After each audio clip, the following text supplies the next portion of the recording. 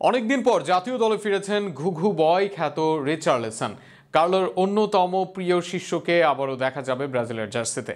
অপরদিকে ডরিভালের পর কার্লোর দলেও জায়গা পেয়েছেন ম্যানচেস্টার ইউনাইটেডে যোগ দেওয়া ম্যাথিউস কুনহা।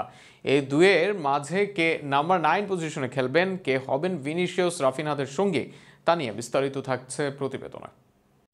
নেইমার জুনিয়র দলে নেই। জুনের 2 ম্যাচে নেইমারকে ছাড়াই মাঠে নামবে ব্রাজিল দল। সান্তোসের নেইমারের অনুপস্থিতিতে আক্রমণ ভাগের দায়িত্ব কাঁধে নিতে হবে রিয়াল মাদ্রিদ তারকা ভিনিসিয়াস জুনিয়র ও বার্সেলোনার অন্যতম সেরা তারকা রাফিনহাকে। তবে এই দুইজন তো উইং সামলাবেন, গোল করবেন কে? এদের মাঝে কে থাকবেন নাম্বার 9 হিসেবে? প্রিমিয়ার লিগে সর্বশেষ মৌসুমে উলফসের মতো দলে খেলে 15 গোল ও 6 অ্যাসিস্ট করেছেন কুনহা। লিগে বড় দলগুলোর সাথেও নিয়মিত গোল পেয়েছেন। ব্রাজিলের হয়ে সর্বশেষ ম্যাচের একাদশেও ছিলেন, সেখানে গোল আদায় করেছেন আর্জেন্টিনার বিপক্ষে।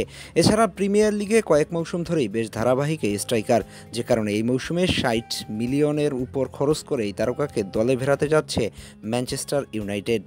স্বাভাবিকভাবেই তাই কুনহার থাকার কথা এই পজিশনে, কিন্তু রিচার্লিসন থাকলে খুব বেশি অবাক হওয়ারও কিছু থাকবে না। এর আগে এভারটনে রিচার্লিসন থাকাকালীন তাকে সামলেছেন ব্রাজিলিয়ান বর্তমান কোচ কার্লো আনচেলত্তি। সেখানে এভারটনের হয়ে টানা 4 মৌসুমে 10-এর অধিক গোল করেছেন এই ব্রাজিলিয়ান। এই মৌসুমে ইনজুরির সমস্যা তার জন্য বিপদ এনেছিল, তবে খুব খারাপ করেছেন এমন নয়। 5 গোল আদায় করেছেন এই মৌসুমে, যেখানে 11 ম্যাচে ছিলেন শুরুর একাদশে।